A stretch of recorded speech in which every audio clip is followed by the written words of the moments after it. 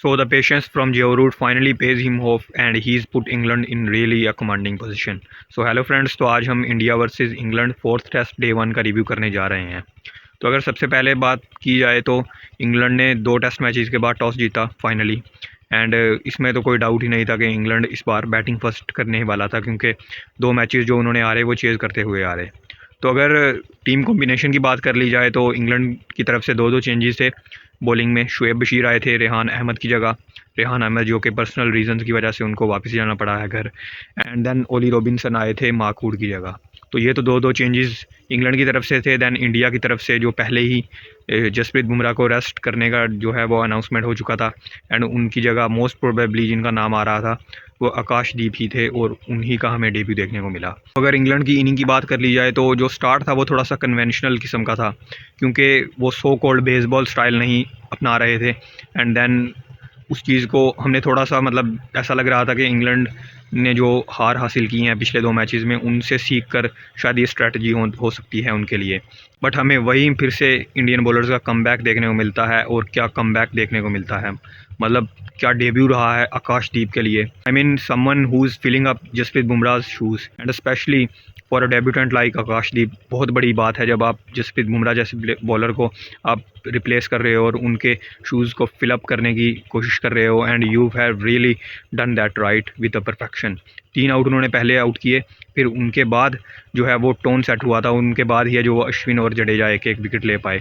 तो अगर शुरुआत की बात की जाए इंग्लैंड की, तो इंग्लैंड के लिए फिर से वही ऑफुल स्टार्ट था, और उनके लिए घोस्ट्स हैं, शायद वो सोच रहे थे कि वो अभी तक नहीं गए हैं जो पिछले 2 टेस्ट मैचेस में उनके लिए रहे हैं।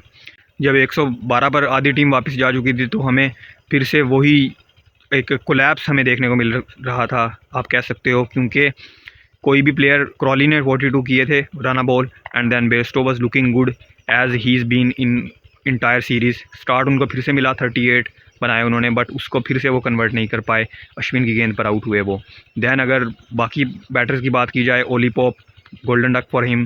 दैन जो रूट की हमें तारीफ़ करना पड़ेगी, क्योंकि उन्होंने जो स्ट्रेटजी अपनाई इस बार, क्योंकि अगर हम पिछले मुकाबले उनके उठाकर देखें डिसमिसल्स जिस तरह आउट हुए हैं तो वो बेसबॉल को बैक करते आउट हुए हैं और अटैकिंग शॉट्स खेलते हुए आउट हुए हैं।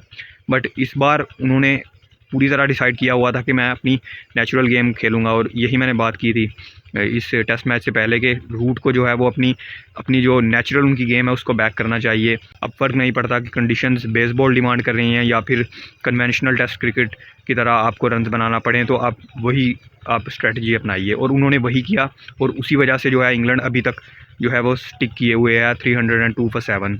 तो रूट वाज ब्रिलियंट, उनकी बात मैं कर चुका हूँ।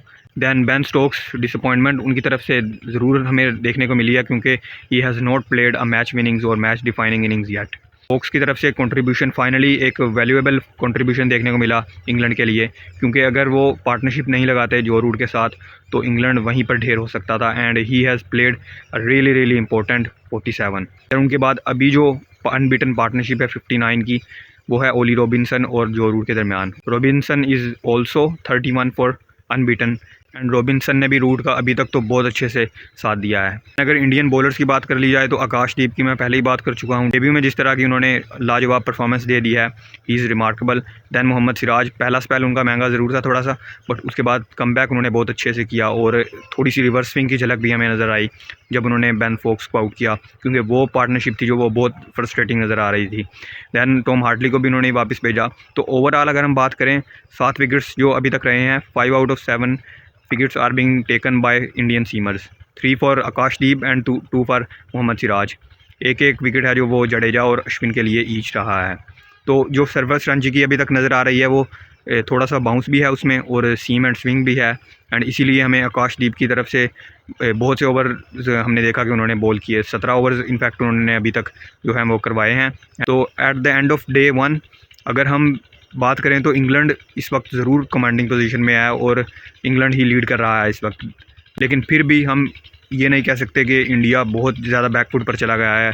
अभी भी बहुत मौका है इंडियन बॉलर्स के पास, कल आकर वो स्ट्राइक करें और इंग्लैंड को विद इन 350 जो है वो कवर अप करके फिर से अपनी बैटिंग में ब्रिलियंस दिखाएं और इस टेस्ट मैच को अपनी तरफ खींचने की कोशिश करें।